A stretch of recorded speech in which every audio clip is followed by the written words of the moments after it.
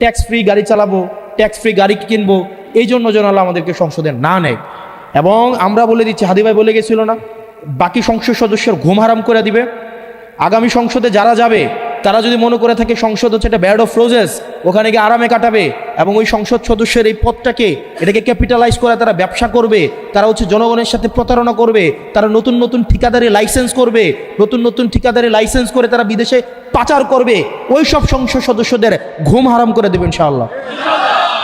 চাঁদাবাজি করার থেকে, আমি প্রায় বলি, চাঁদাবাজি করার থেকে ভোট ভিক্ষা করা অধিক সম্মানের।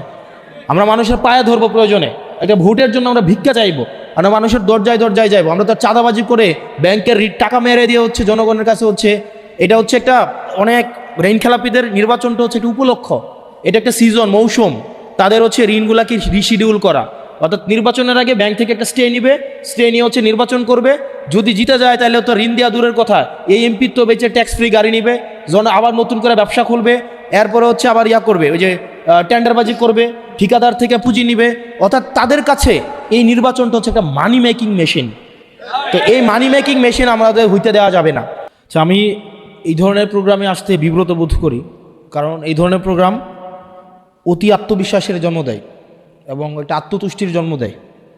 তো সমজাতীয় সমচিন্তার মানুষের সাথে থাকার অসুবিধা হচ্ছে সবসময় মনে হয়, মানে আমাদের নিজেদের কাছে মনে হয় আমাদের সমর্থনই বেশি, কারণ উনিও আমাদের মার্কার কথা বলে, উনিও আমাদের মার্কার কথা বলে, যেহেতু আমরা সবাই সবার সাথে ফেসবুকে যুক্ত, একই ধরনের ভিডিও আমাদের সামনে আসে, আমরা মনে করি সব জায়গায় হয়তো আমাদেরই প্রচারণা, আরে সবাই তো আমাদেরই কথা বলে, রাস্তাঘাটে গেলে মানুষ আমাদের সাথে ছবি তুলে, তারপরে হচ্ছে সবাই এপ্রিসিয়েট করে। তো ছবি তুলতে আসা মানুষ আমি যখন যাচ্ছি বা কোনো একটা রাস্তায়, তখন বা আমাদের প্রার্থী বা আমরা যারা প্রার্থী আছে যাচ্ছি, আমাদেরকে তারা দোয়া করে, আবার বিরোধী দলের প্রার্থী যখন যায় তাদেরকেও কিন্তু দোয়া করে। তো এটা আসলে ভাবার সুযোগ নাই যে আমাদের সমচিন্তার মানুষের সাথে থাকার এটা একটা অসুবিধা। আমরা মনে করি আমার আশেপাশের মানুষগুলো যেমন, গ্রামের মানুষগুলোও তেমন, সবাই মনে হয় শুধু আমারই ভোটার, শুধু আমারই ভোটার, আরে ফেসবুকেও তো আমার কথা, রিলসেও আমার কথা, আশেপাশে সবাই কয় আরে তুমি তো জিতে যাইতেছ। তো এগুলো একটা ক্ষতি আছে, এগুলো আত্মবিশ্বাস তৈরি করে, আত্মতুষ্টি তৈরি করে। সেজন্য আমি সমজাতীয় বা সমচিন্তার মানুষ যেখানে এই প্রোগ্রামগুলো একটু অ্যাভয়েড করি। তো যাই হোক, মুবারক ভাইয়ের সাথে আমার একটা হৃদ্যতাপূর্ণ সম্পর্ক আছে। আর বুড়িচং এটা হচ্ছে আমার মামার বাড়ি, আমার কলেজ হচ্ছে পারুয়ার আব্দুল মতিন খুশরু কলেজ, আমি ওই কলেজ থেকে পড়াশোনা করি। আমার মামার বাড়ি হচ্ছে পারুয়ারা। তো সেক্ষেত্রে বুড়িচংয়ের এমপি কে হচ্ছে না হচ্ছে সেটা আমার মামার বাড়ির এমপি হওয়া আমার মামার বাড়ির দায়িত্ব নয়, সেখানে পরিবেশের অনেক সমস্যা আছে, যেহেতু ইন্ডাস্ট্রিয়াল এরিয়া। তো মুবারক ভাইদের কাছ থেকে প্রত্যাশা থাকবে পরিবেশের ঝুঁকি এবং অবকাঠামোগত যে অবনতি হয়েছে সে বিষয়গুলোতে ওনারা প্রাধান্য দিবেন। আর আমি আপনাদের কাছে দেখলাম এখানে টাকা পয়সা উঠাইতেছে, তো আমিও গরিব মানুষ, আমারও টাকা পয়সার অনেক ঘাটতি, আমি এখন উঠানো শুরু করি নাই, আমি উঠাবো। তো আপনারা আমার একটু হেল্প করেন, এক্ষেত্রে আপনারা আমাদেরকে একটু হেল্প করেন। এবং আসলে আমরা সৎ থাকার একটা অন্য ধরনের একটা আনন্দ আছে, এটা মাথা নিচু করে থাকতে হয় না। তারপরে হচ্ছে আমরা খুব আল্লাহ আমাদেরকে অহংকার আমাদেরকে না দিক, কিন্তু আমরা বলতে পারি যে বাংলাদেশে কেউ আমাদের কাছে 100 টাকা পাবে না, কেউ আইসে 100 টাকার জন্য বসে থাকবে না, আমাদেরকে নির্বাচন কমিশন ঋণ খেলাপির জন্য আমাদেরকে বাতিল করবে না।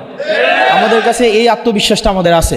আমরা জনগণের টাকা মেরে দেই নাই, আমরা জনগণের টাকা মেরে দিয়া নিজের সন্তানকে বিদেশে রেখে বিলাসী জীবন আমরা করি নাই। আমরা জনগণের টাকা নিয়ে আমরা ব্যবসা করে সেই টাকা হচ্ছে বিদেশে ছেলের নামে মেয়ের নামে আমরা পাচার করে দেই নাই। আমাদের এই আত্মবিশ্বাসটা আমাদের আছে। আমরা প্রয়োজনে মানুষের কাছে ভিক্ষা নিব, আমরা প্রয়োজনে মানুষের কাছে চাইব, প্রয়োজন পড়লে মানুষ আমাদেরকে দিবে।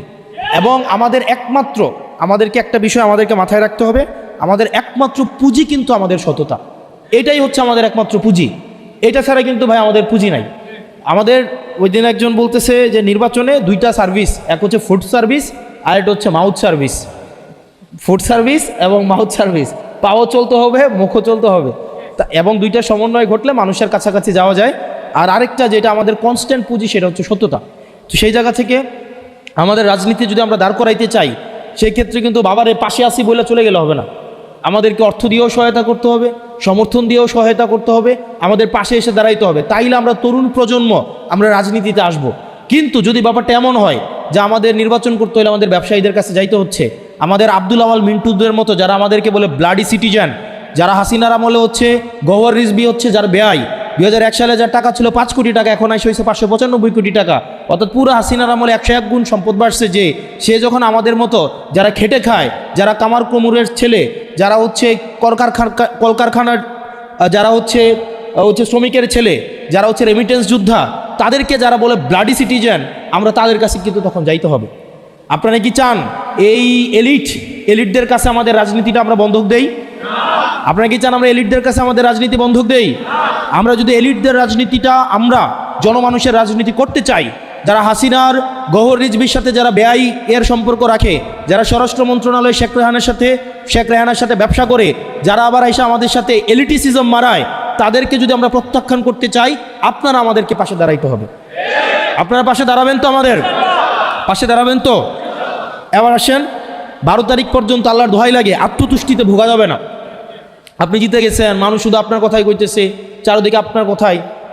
আমি ব্যক্তিগতভাবে ধরেই নিতেছি আমার অবস্থান এখন সবার শেষে, এবং এটা ধরে নিয়ে আগাইতে হবে, এবং প্রত্যেক দিন এর আগের দিন থেকে বেশি কাজ করতে হবে। আজকে যদি 10 জন মানুষের কাছে যান, এরপরের দিন 12 জনের কাছে যান, তারপরের দিন 14 জনের কাছে যান। শুধুমাত্র তাদের কাছে যায়েন না যারা অলরেডি আপনার ভোটার বা আপনার সমচিন্তার মানুষ, যারা অলরেডি মোরাকাবা করে সিদ্ধান্ত নিয়েছে আপনারা ভোট দিবে না, তাদের কাছেও বেশি করে যান। আপনার কাজ হচ্ছে যে ভোট দিবে তার কাছে যতবার যাবেন, যে ভোট দিবে না তার কাছে আরও বেশি করে যাইতে হবে। আমাদের সবার কাছে আমাদের দাওয়াত পৌঁছাইতে হবে না? হবে কি না? সেজন্য আমাদের সবার কাছে আমাদের যাইতে হবে, এবং প্রত্যেকজন অন্তত 10 জন করে মানুষের দায়িত্ব নেন। প্রত্যেকজন অন্তত 10 জন করে মানুষের কাছে যান, প্রয়োজনে পায়ে ধরেন। চাঁদাবাজি করার থেকে, আমি প্রায় বলি, চাঁদাবাজি করার থেকে ভোট ভিক্ষা করা অধিক সম্মানের। আমরা মানুষের পায়ে ধরবো, প্রয়োজনে একটা ভোটের জন্য আমরা ভিক্ষা চাইবো, আমরা মানুষের দরজায় যাইবো। আমরা তো চাঁদাবাজি করে ব্যাংকের টাকা মেরে দিয়ে হচ্ছে জনগণের কাছে হচ্ছে, এটা হচ্ছে একটা অনেক ঋণ খেলাপিদের নির্বাচনটা হচ্ছে একটা উপলক্ষ, এটা একটা সিজন, মৌসুম, তাদের হচ্ছে ঋণগুলাকে রিশিডিউল করা। অর্থাৎ নির্বাচনের আগে ব্যাংক থেকে একটা স্টে নিয়ে হচ্ছে নির্বাচন করবে। যদি জিতে যায় তাহলে তো ঋণ দেওয়া দূরের কথা, এই এমপির তো বেঁচে ট্যাক্স ফ্রি গাড়ি নিবে, যখন আবার নতুন করে ব্যবসা খুলবে, এরপরে হচ্ছে আবার করবে, ওই যে টেন্ডারবাজি করবে, ঠিকাদার থেকে পুঁজি নিবে। অর্থাৎ তাদের কাছে এই নির্বাচনটা হচ্ছে একটা মানি মেকিং মেশিন। তো এই মানি মেকিং মেশিন আমাদের হইতে দেওয়া যাবে না। তো সেই জন্য আপনাদেরকে প্রত্যেক দিন অন্তত 10 জন করে মানুষের কাছে যাইতে হবে, এবং প্রতিনিয়ত নিজের অবস্থানকে সবার শেষেই ভাবতে হবে। এবং আমরা আরেকটা বিষয় হচ্ছে, আমি যেখানে আসছি আপনারা টাকা পয়সা তো দিবেনই, এর পাশাপাশি আরেকটা দিবেন তো নাকি? আমি তো ওটা দিয়ে আমাদেরকে, আমরা হচ্ছে এই টাকা পয়সা হচ্ছে আমাদের একটা অ্যাকাউন্ট আছে, আমরা এটা পাবলিক করব। ওই অ্যাকাউন্টে আমাদের নির্বাচনী যে বাজেট, যে ফান্ড, আমরা ইনশাল্লাহ সংসদে গিয়ে গেলে কথা বলবো। যদিও নির্বাচনী যে ফান্ডের কথা বলা হয়, প্রত্যেকটা প্রার্থী দেখেন, আমরা যে ফান্ড বলছি, বলেন তো নিজের বিবেকের কাছে এটা প্রশ্নবিদ্ধ হই না আমরা? এই ফান্ডে কি নির্বাচন হয় বা হবে বলেন? বাংলাদেশের যতগুলা প্রার্থী নির্বাচনে দাঁড়াইছে প্রত্যেকেই মিথ্যা কথা বলতেছে। এখন প্রত্যেকেই, যতগুলা সংসদে যাবে ইনক্লুডিং আমি সহ হচ্ছে এখন মিথ্যা কথা বলতে হবে, বাধ্য হইতে হবে আমাকে। আমি চাই না মিথ্যা কথা বলতে, আইনের কারণে। 40 লাখ টাকা 30 লাখ টাকা কোনো আদম সন্তান যারা সংসদে যাবে বুকে হাত দিয়ে বলতে পারবে শুধু এই টাকাটা খরচ করে সে সংসদে যাবে, কিন্তু আইনের কারণে কিন্তু তাকে মিথ্যা কথা বলতে হচ্ছে। তো আপনি মিথ্যা কথা বলে সংসদে যাইতেছেন, আবার হচ্ছে। তো যাই হোক, পরিস্থিতির শিকার আমরা, আইনের হাতে আমাদের হাত বাঁধা। সংসদে এই বিষয়গুলো নিয়ে আমরা কথা বলবো, যে এই বিষয়গুলো নিয়ে ইনশাআল্লাহ আল্লাহ যদি রিজিকে রাখে, আল্লাহ যদি তৌফিক দেয়, এই যে বর্জুয়াদের যে আইন বানানো, এবং হচ্ছে আমাদের যেই মিথ্যা কথা বলতে বাধ্য করা, অসৎ হইতে বাধ্য করা, এই জায়গাগুলোতে হচ্ছে আমরা যেন জনগণের কাছে যেন আমরা স্পষ্ট হইতে পারি, জনগণের কাছে যেন আমরা সৎ হইতে পারি। মানুষ কিন্তু বুঝে যে এটা একটা মিথ্যা কথা, 30 লাখ টাকা দিয়ে নির্বাচন হয় না, এটা মিথ্যা কথা, এটা মানুষ বুঝে এবং জানে, কিন্তু প্রতিনিয়ত এটা আমাদেরকে বলে যেতে হয়।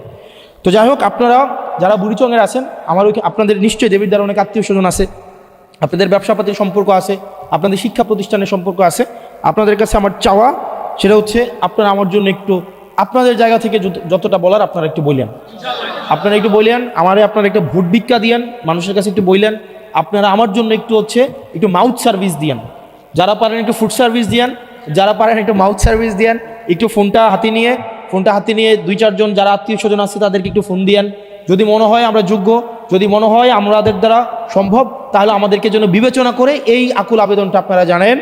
আমাদের ইনশাল্লাহ হাবুটের পক্ষে আমাদেরকে জয় হইতে হবে, আর টিম ওয়ার্ক হইতে হবে। 2-5 জন 10 জন সংসদে গিয়ে লাভ হবে না, 50 জন সংসদে গিয়ে লাভ হবে না, আমাদের সরকার গঠন করতে হবে। সেজন্য আমাদের বুড়িচং আসনে আপনারা মোবারক ভাইয়ের জন্য আপনাদের কাছে দোয়া চাই। মোবারক ভাইয়ের জন্য আপনারা পরিশ্রম করবেন, আমার জন্য আপনারা পরিশ্রম করেন, আপনাদের দোয়ায় আমাকে রাখেন।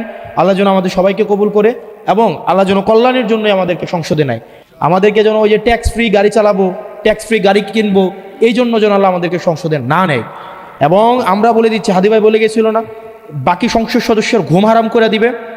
আগামী সংসদে যারা যাবে তারা যদি মনে করে থাকে সংসদ হচ্ছে একটা ব্যাড অফ রোজেস, ওখানে গিয়ে আরামে কাটাবে এবং ওই সংসদ সদস্যের এই পদটাকে এটাকে ক্যাপিটালাইজ করে তারা ব্যবসা করবে, তারা হচ্ছে জনগণের সাথে প্রতারণা করবে, তারা নতুন নতুন ঠিকাদারি লাইসেন্স করবে, নতুন ঠিকাদারি লাইসেন্স করে তারা বিদেশে পাচার করবে, ওই সব সংসদ সদস্যদের ঘুম হারাম করে দেবেন ইনশাআল্লাহ। আপনারা ভালো থাকবেন, সুস্থ থাকবেন, আমার জন্য দোয়া করবেন। আল্লাহ যেন আমাদের এই জোট, ঐক্যবদ্ধ বাংলাদেশ যে 10 দলীয় জোট আছে, সেই জোটকে যেন আল্লাহ কবুল করে নেয়, আমরা যেন সরকার গঠন করতে পারি। আসসালামু আলাইকুম ওয়া রাহমাতুল্লাহি ওয়া বারাকাতুহু।